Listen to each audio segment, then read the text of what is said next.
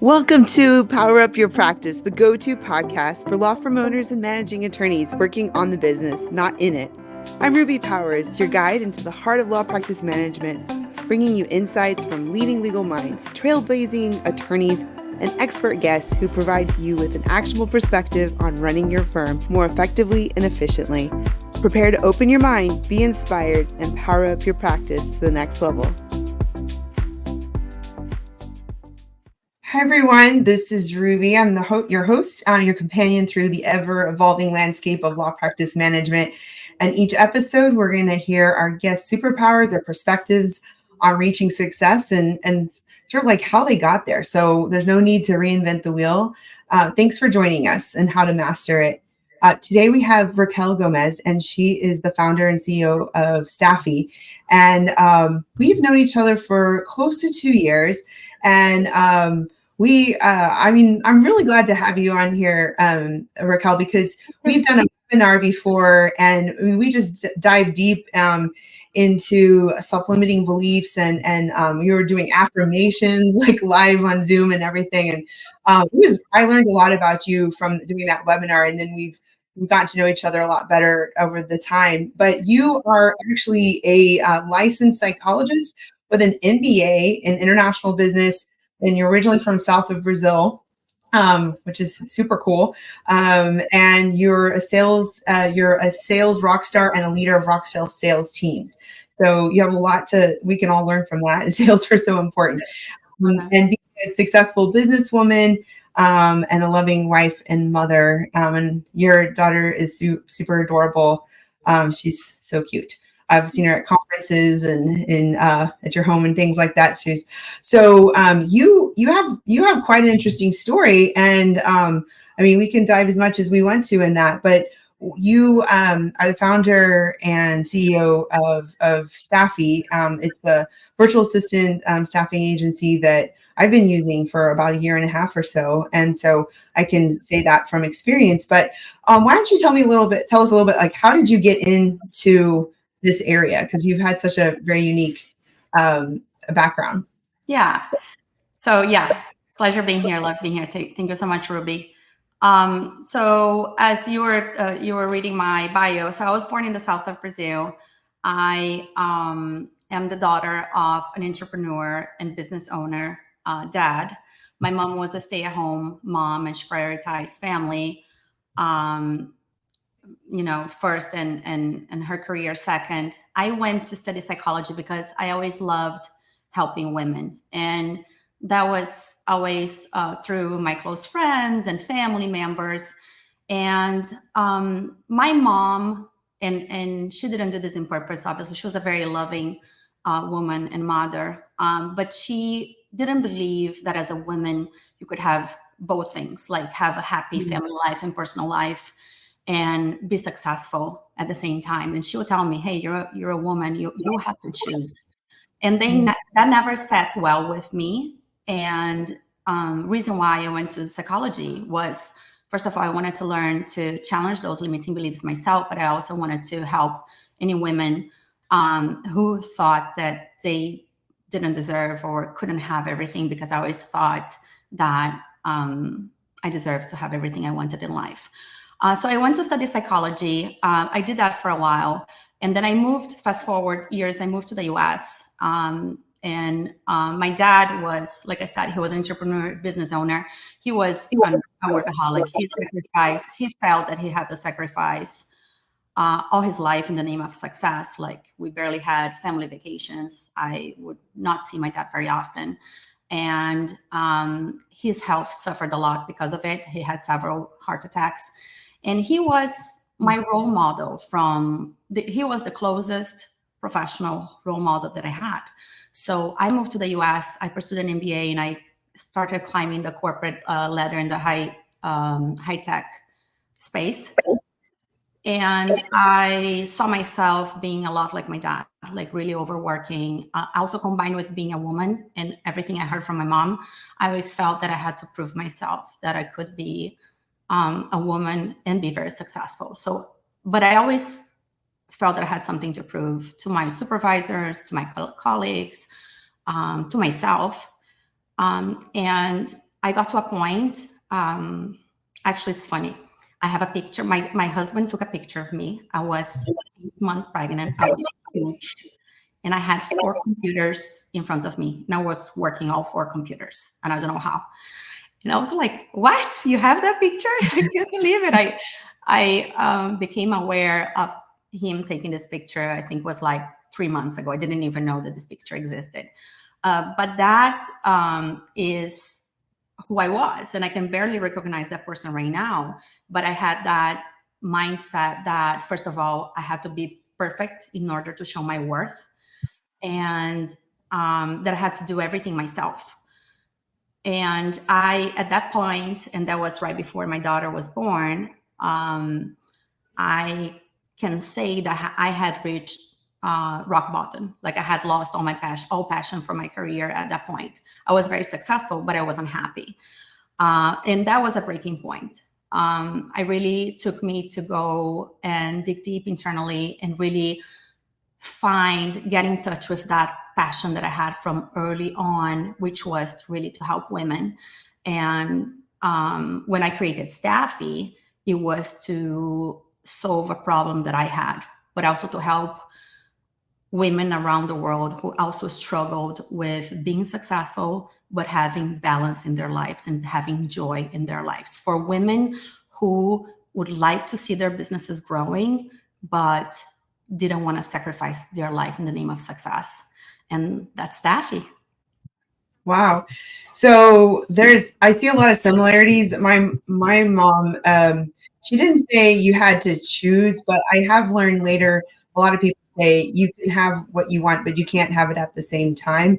And I've also, my mom was a stay-at-home mom and my dad was a workaholic entrepreneur. And, it's what you see. And so you sort of like, then you model that and, for good and for bad, and a lot of like when I decided to write my first book about law practice management was because I was really trying to to prevent the pain points that a lot of us entrepreneurs and law firm owners have by trying to say, hey, look, this is what I figured out. Why don't you read this? And maybe you won't have to go through as much pain and you can have like balance. It seems like we both got that calling. Like there was, we were trying to help others not have to reinvent the wheel and go through all that pain. Because I remember one time my dad had to go to a work event and he missed my like recital or some concert or something, and I think about that with my kids and I'm thinking like, oh, I need to, I don't have that much time before they go to college and I want to have the quality time. And why did we become business owners in the first place was to have that balance or why do you? It's like, yeah. Like sometimes it can be this fallacy that somehow you have all this time, but I think it's all about how you define success and how you find that balance. But it seems like we both had like the same type of role models, and then we're trying to crack. Yeah, that's interesting. That's interesting. And when I like back then, I realized, okay, look, I can have everything, but I cannot have everything if I'm doing everything alone. Without delegating, you can't really have everything. You cannot have success and have joy, time to make joy, to make space for joy in your everyday life. And it's funny because I see there's so many that decide, okay, well, I want to have my own business, to have a flexible schedule, to work less. But in reality is the moment you start your own business, you work more than ever because you're very passionate about it, because you want to see it growing. And in the beginning, I feel that I don't see a lot of people who start a business already having that mindset of delegating and investing, which you get to it after you get burned out, right? Yeah. But if you do, then you're going to be miles ahead, obviously. Yeah, I mean, there's so much to that because I mean, there is a workaholic notion with entrepreneurs, but it doesn't have to be. But I think until you figure out how to crack the code of like how to make it work and how to delegate and find boundaries and balance, that's part of it, and that's why we're sharing ideas. We'll get to like pitfalls and best practices that you've seen with so many people that you've been helping as they use their delegating muscles, if you will. But at the same time, we have to grow and decide what we want. It's easy to I think you get in this little rat race, like, oh, I just have to keep working. I have to keep working because business never stops, and you never know if this event will lead to a case, or this little event lead to a client, and so you don't know when to stop. But then we can turn into our parents without realizing it. So what are some of the things that you've noticed, like, because you help people, you connect them with people who can help support them, and so they can, move up the ladder of their life. And like, what are some of the pitfalls that you see that business owners make when in delegating or hiring or just management? Yeah. So I think a big one is having unrealistic expectations of someone. Um, and it happens, it's very common.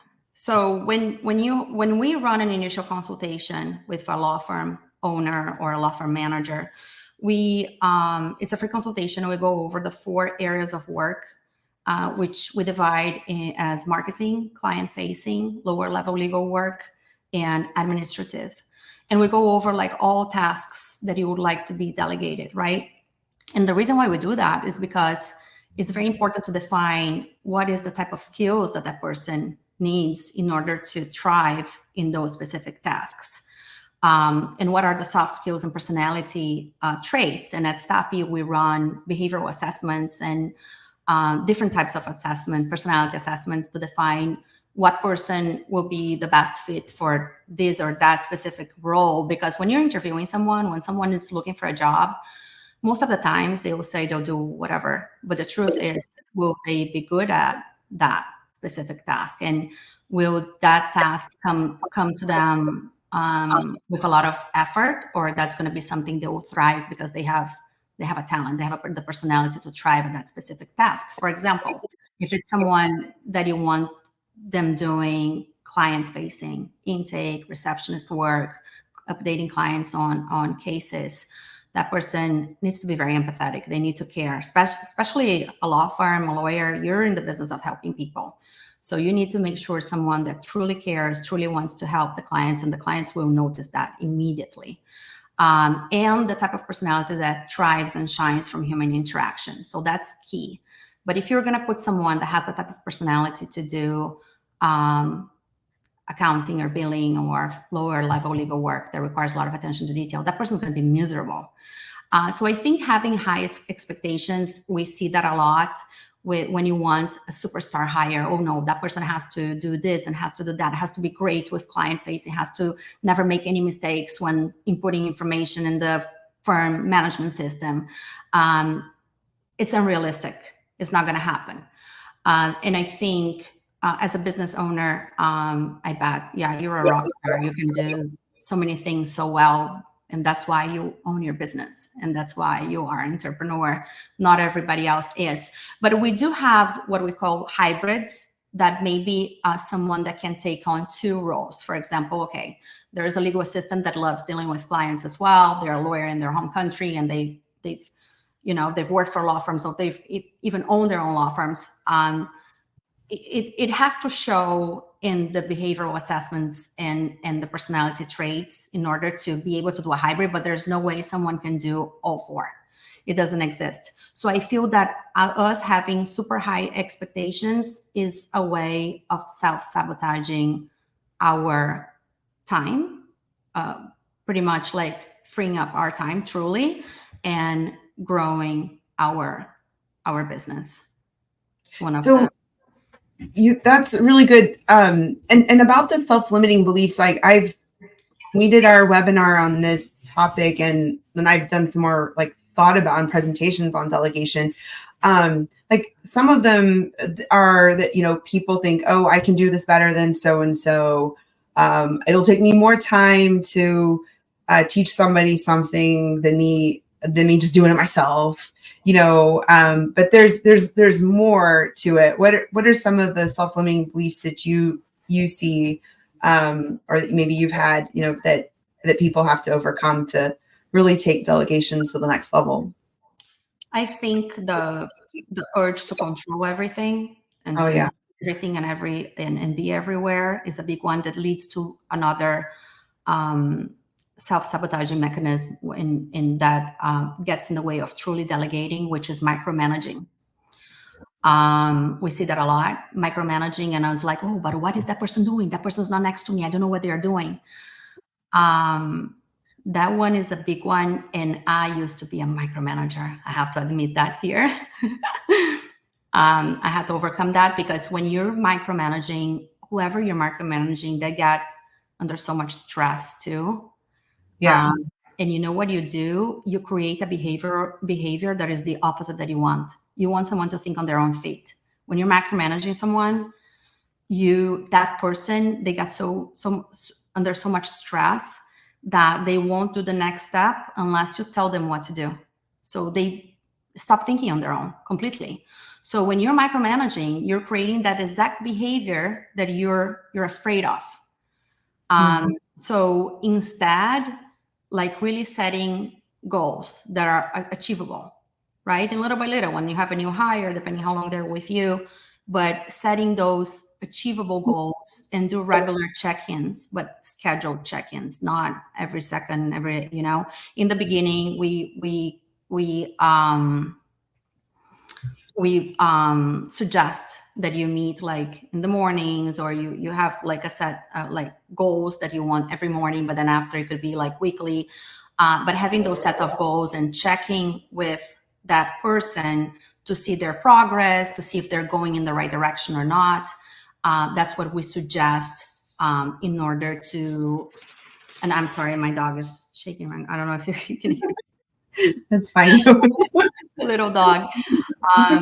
But that goes against, that goes exactly, that's what we recommend. So the micromanaging would be one. And then in the other end of the spectrum is the aloof or distant manager who won't check in with the person for weeks, and that person doesn't know what to do, and that person doesn't know if they're doing, the direction they're going is the right direction, and they also lose motivation because of that type of behavior of someone that is distant, a manager that is distant. In order to overcome all of that, so at Stafi, you've worked with us, you have about like 7 assistants right now doing different roles within your law firm. We have an entire team. We're very hands-on.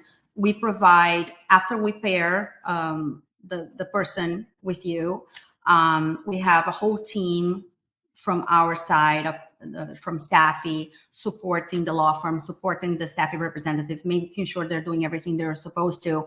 And this team is to free up the law firm owner from onboarding, continuous management, and building that person, and continuous training, providing training to that representative. And that serves to help with that and to alleviate the whole management. But still, you still need to check in with our team to make sure we are doing the right thing. We are going in the right direction, right? So yeah. Well, so right now I'm writing my chapter on management and delegation. So for better and for worse, anybody who listens to me, I'm like really deep thinking about this. And I've been reading a lot of the great business books, and First Break All the Rules, and just, great, Good to Great, and Peter Drucker, The Effective Executive, a lot of different things like that. But, I think that nobody's truly taught management and delegation formally. Like even business school, well, you have an MBA, my husband has an MBA. Like, I don't know how much I don't think so. Yeah. Cause I pretty much watched what he was doing vicariously by PowerPoints and paying for the MBA. But like, so I was in my chapter, I was talking about like, it was through my volunteering and managing volunteers, part-time people, contractors, when I worked at Princeton Review a long time ago. And I learned a lot of that before I even went to law school. But, I noticed that a lot of my where I failed in the beginning of having my practice was because I didn't know how to properly delegate and manage.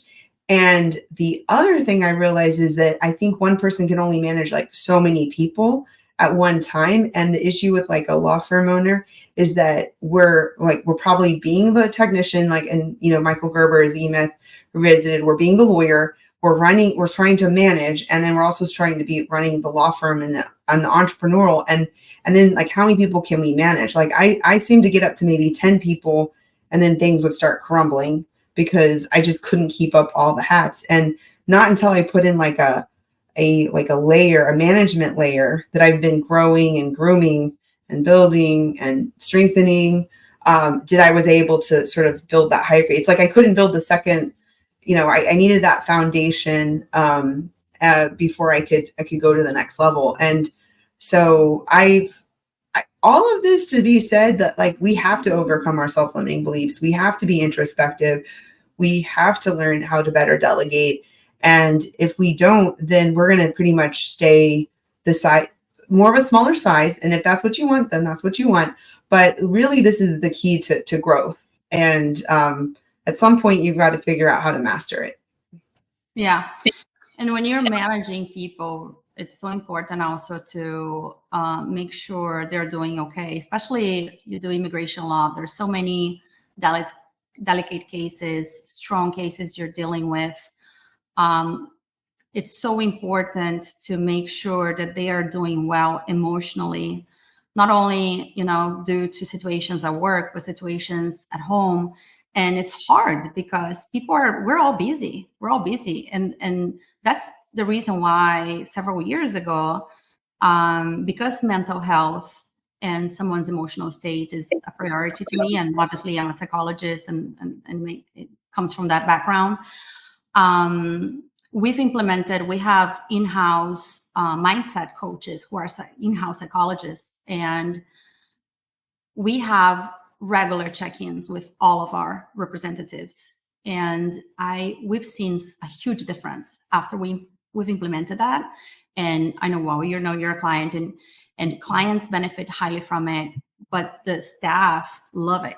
They love it. It's definitely a perk. One of the perks of working with Stafi, being able to have that highly confidential, safe space where you can talk about anything that is happening in your life, on the job, and the space where you can elaborate on your emotions. Because I do think, and I believe there's something going on. I think there's a strong push for mental health also within the bar, right? Yeah. Like that. Yeah. Because when I believe that having a space to talk about your emotions is as important as going to the gym. That's what I always say. And no one should be embarrassed of that, because it's in Brazil, that's something was very common, everyone going to therapy. I know that in the US, there's much more of a stigma around it, but it's changing. And I'm happy that it is changing. And I know there is a long way to go. But yeah, so as a manager, it's hard. You have to deal with all the things that you're dealing with as a law firm owner, like growing your business, your own emotional struggles, your own limiting beliefs, your own like strategizing for the future, trying to get time to enjoy your family and have balance. Plus, imagine going and checking in with everyone and seeing how everyone is doing emotionally. It's like, wow, it's a lot. So that's why we've implemented things, and we have several coaches that work with every Stafi representative so that you don't have to do it. So to really free up the law firm owner's time, and our clients say that on average, we free up about 4 hours a week just in the management alone. Oh, wow. Wow. For the management. Yeah. And I've recommended to some business owners to get an executive assistant. Like, I think maybe we could talk like a little practical in terms of like so for a law firm owner and you don't have an executive assistant, I would say consider it. The help, the tremendous support that I have, having I've had one for maybe 5 or 6 years over time. And currently my assistant through Stafi, I've had her for more than a year, and she's great. I told her the other day, I was like, it's like you already anticipate what I'm going to do and you already do it. And I don't even have to talk to you about it. Like, it's amazing. She's like, thank you. I was like, but yeah. So, I mean, everything from scheduling appointments, doing travel, preparing the draft of presentations. We're doing like draft of like articles, to responding back to emails, monitoring for like pressing like media inquiries or something crazy in the email. But it, so much, because a lot of people are like, how do you do everything you do? They first go to like, you must not sleep. And I'm like, yes, my sleep is questionable, but I think I think it's because I have a really good team and we've worked together over time. And I told my leadership team recently, I was like, if for any reason my executive assistant wasn't there to help me, like this would not look good. This would not be a good situation for any of you. Like, we would have to like, because what you guys don't know is like, that's how I keep myself together. And but anyway, so that being said, how did I get there? Like I had to get over control, because I hear this a lot with the law firm owners. I can't let somebody else check my email.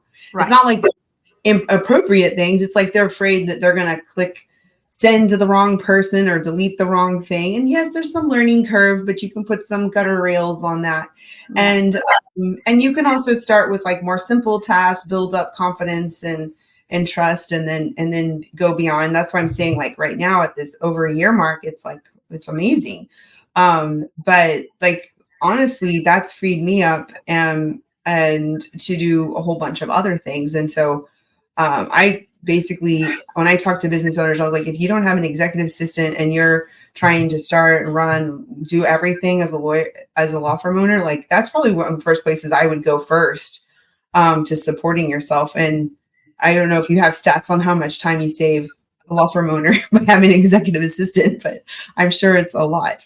Yeah.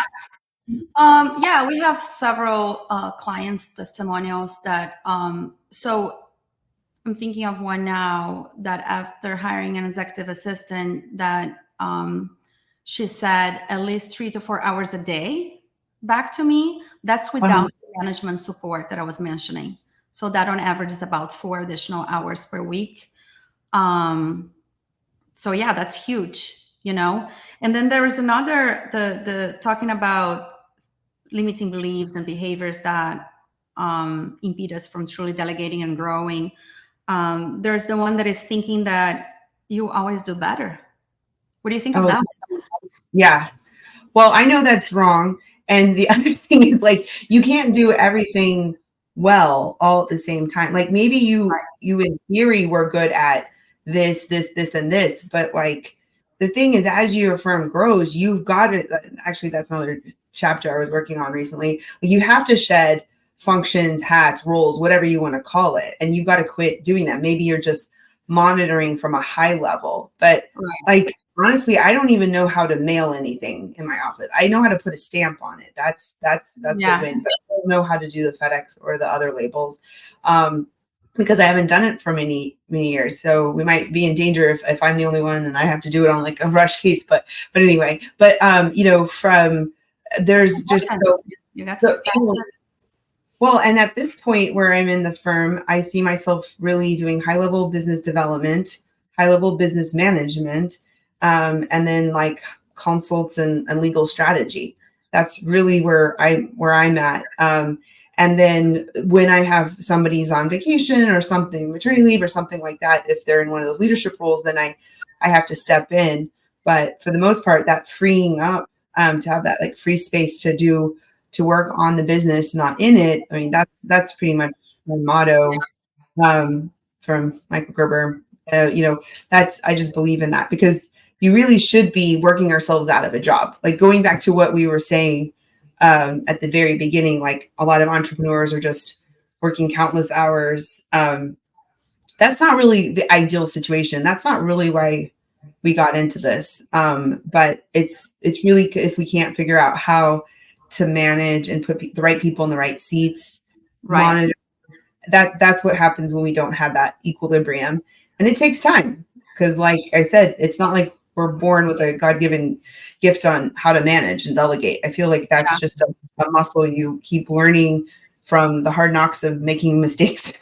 And sometimes we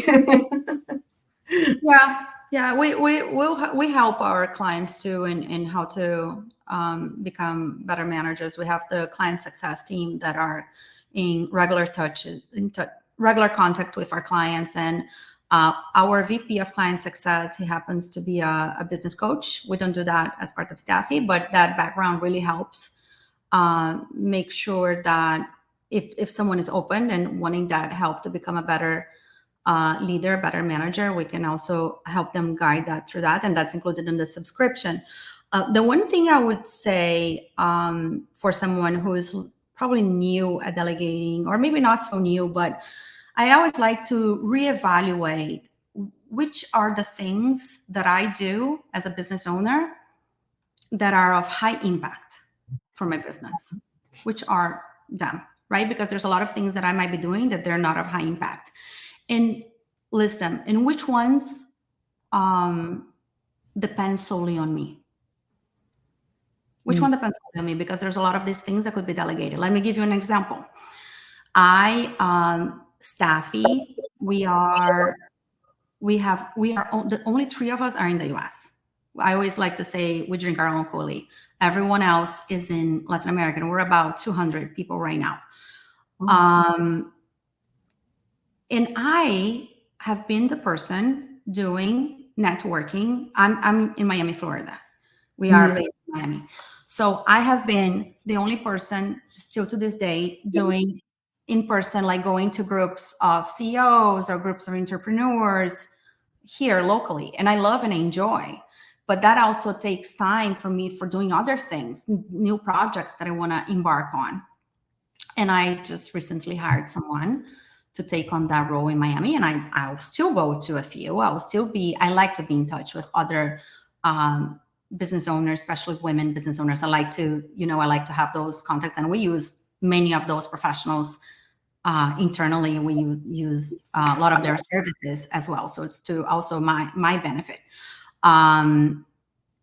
But that's something that I recently hired someone who's, this person will be starting this month. And yes, it's of high impact. It is of high impact. I love doing it. I'm a natural at networking. I really love networking. But might not be the best use of my time right now, because how valuable my time is and what are other things and other projects that I could be taking on if I freed up all of that time and all of the energy that it takes to get ready to go to an event. And it's like consumes almost your entire day, or at least half of your day.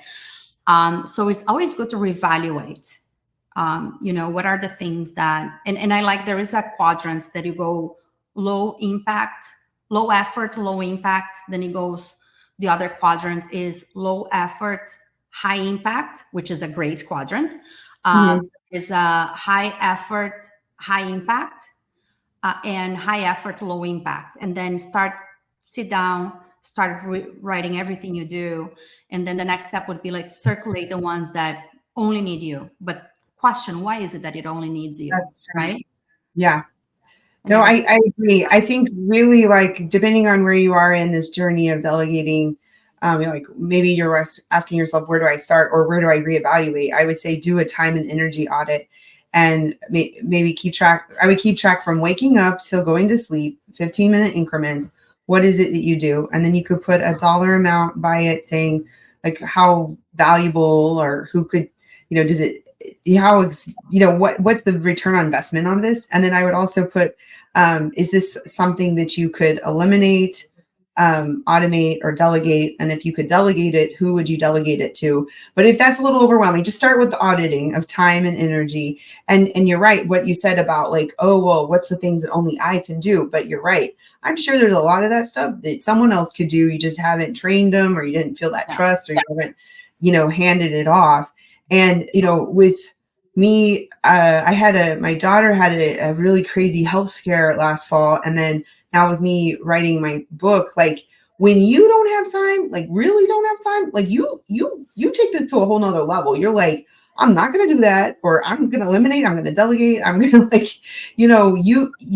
I'm going to teach you how to do this because you can do this too, and not be just on me. Because the other thing is, I want to not be the bottleneck. Like if I'm the only one in the firm who knows how to do whatever it is, like that's a little dangerous, So I feel like I'm just running a law school or college, like all the time. I'm just training, and teaching, and you're doing that too with Stafi and all the training for everyone and improvement. And I think that's another way we should look at our businesses, because if they're rock stars, they're going to want to move up the ladder, and you want to give them the knowledge and skills or opportunity to move up. And yeah, so I think if you're listening and you don't have any assistants or staff at all, I'd say first everybody should write an audit, and then you should see what it is that you spend your time on, and then figure out what would be the ideal role to be your first role. And probably if you're really starting off, like super starting off, it's probably going to be like a admin receptionist type of situation. And then if you've got a handful of staff, at some point, I think an executive assistant or part executive assistant, part something else will be helpful. But those are some of the things that have really helped me. And one thing I needed to mention about Stafi is that I think a lot of people think virtual assistants have to be receptionists and that's it, or they can just I don't know, schedule travel or answer the phone. But imagine any role. I have my virtual assistants in every role pretty much, from legal assistants or paralegals, whatever you want to call it, to marketing, to executive assistant, to reception, and to even helping project manage another business of mine. So, they can do anything that you have the right fit and you train them to do. And that's just really mind-boggling if you think about it, because you could really build a strong team. And a lot of, I think, lawyers are also looking to having remote and virtual practices. And so this allows you to save cost on office space and desk and everything else that comes along with physically having to have an office for people and team members. Yeah. Well, those are I think those are really good points that you made. And what other, any final thoughts in terms of best practices in delegating?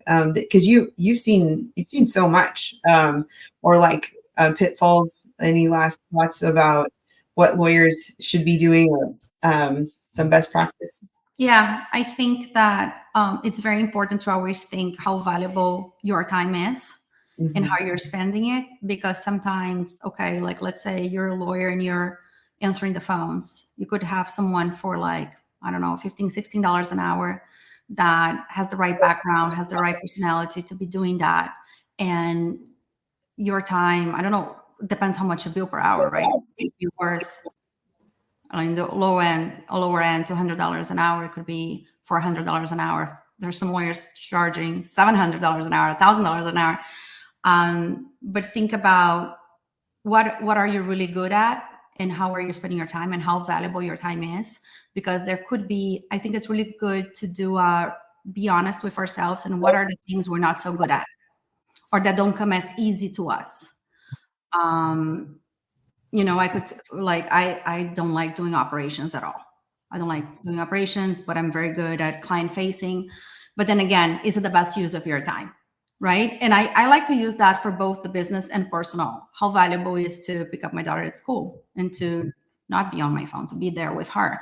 How valuable it is to play with her in the afternoon. There's no price. So I think it's very good to always be thinking about how valuable that is for you, and how much it would be to hire someone else to just think that they could potentially do it better than us, because we're not good at everything. That would be very egoistic to think none of us is great on everything, right? I completely agree. There's a book an author I recently learned about. I think this goes hand in hand with your line of business. Dan Martell, Buy Back Your Time, Get Unstuck, Reclaim Your Freedom, and Build Your Empire. But he talks about a buyback rate, and he calculates if you take your salary, you divide it by 2,000 or 2080, whatever. And then he says, take that number and then divide it by 4. And he says, that's your buyback rate. He's like, if somebody can do what you're doing at that rate, then just hire them to do that. And I think you could even, move that around a little bit if they can do something closer to your buyback rate, and you don't really enjoy whatever, or, at your actual hourly rate, and you don't really enjoy doing that thing. Because the other thing with a lot of my deep dive and all these books is they talk about, even Peter Drucker talks about this too, like work on your strengths. Don't focus too much on your weaknesses. And I think this also goes hand in hand with like shedding the different functions and roles and in your practice as you move up the ladder in your firm. You've got to be realistic with yourself. What are you good at and what are you not good at? And lean in on your strengths and hire to fill in where your weaknesses are. And so that's why all of this self-reflection, imagining you're identifying those self-limiting beliefs, and then, like you reprogramming yourself with affirmations and other ways to find ways to sort of break those self-limiting beliefs and don't let them be your subconscious operating system on how you run your life. It's all connected. So this is not just as simple as like and everything is great. Oh no, you really have to know yourself. You need to be a good communication. You need to be good at just identifying your all these different aspects we talked about. So it wouldn't be an episode without me asking, what's your superpower, and as you define it, and how did you get it, or where did it come from? I would say my superpower right now is really constantly thinking of more things I could be delegating. And if I think, oh, that I couldn't, I talk to other people. I try to really challenge. Could I? Why am I thinking I couldn't? What limiting belief? What self sabotaging? Am I using that word correctly now? Yeah. What? How am I sabotaging myself? Because I feel like in life there's different ranks of growth, and you always have things you might be doing that are sabotaging your growth. So I think it's always thinking of new things. Like I just mentioned, I just hired this person to do this, to do the networking and business development locally. And how did I get it? I got it because I was in a lot of pain, because I was doing well, but I was miserable. And I wanted to do well. I wanted to be successful, and I want to have joy in my life. I wanted to have fun. I wanted to not being worried every second of my day. I worried a lot. And sometimes I have to talk to myself and sometimes I'm like, I see myself over worrying. I'm like, no, let's not, let's not. Why worry about things we have no control over? And yeah, I had a very, I don't know how much time we have, but I feel like sometimes you said you had a scare with your daughter. Me too. I had a scare with my daughter in April. And that also caused many changes in my life, many changes. But obviously the superpower started when I hit rock bottom and I was pregnant. But I keep growing, and I feel that there's always new things and more things you can delegate, and more things, new projects you can embark on, and continue growing throughout life. No, I completely agree. A lot of those events that sort of make you put things in perspective, and I think about like how I want to build a life where my daughter can say, let's go for a bike ride and let's go do that, and have that quality time, like you said, without the phone on. I'm guilty of that a lot. But then you do have to take what you liked from what you saw growing up, and then make a new life that you want to have to pass on to your children. And we all know life is short, and we're just trying to make the most of it, and achieve that level of success or work-life balance, or whatever it is, that however we define that for ourselves. Well, Raquel, it was a pleasure. How does one find you if they want to connect with you? What's the best way? You can go to www.getstafi.com. I believe, will this be? We're going to send that out, but that's Stafi, GETSTAFI.com, and contact us, and we'll be there. Okay, awesome. Well, that's all, folks. We had Raquel Gomes, with the founder and CEO of Stafi, and we talked a lot about delegation, self-limiting beliefs, and how to sort of overcome those things that hold us back with delegating, and how we can work towards achieving the life that we want to have. So thanks so much for joining us on this insightful journey today. Your time engagement means the world to us. And if you've enjoyed this episode, make sure to subscribe, and we can continue the conversation by connecting on Power Up Your Practice Facebook group. So keep on powering up. We'll see you next time. Feeling overwhelmed by admin tasks? You're not alone. Many immigration lawyers are in the same boat. That's where Stafi comes in. Over 90 law firm owners just like you have turned to Stafi for help with legal, administrative, marketing, and client-facing work. Now, Stafi's mission: to help lawyers find balance while growing their firm. With bilingual virtual staff and full HR support, they take the hassle out of a team management and focus on what matters most: your clients and your practice. I've personally benefited from Stafi's support with 7 virtual assistants of my own across various areas of 2 of my businesses, including my law firm. Now, schedule a free initial consultation with Stafi. That's stafi.cc, and use the code RUBY. That's RUBY for $500 off. Thank you for tuning in to the Power Up Your Practice Law Practice Management podcast. I'm your host, Ruby Powers, and it's been a pleasure sharing this time with you. Join us next week for another episode where we'll continue to explore insightful strategies for success. Power Up Your Practice with us. See you next time.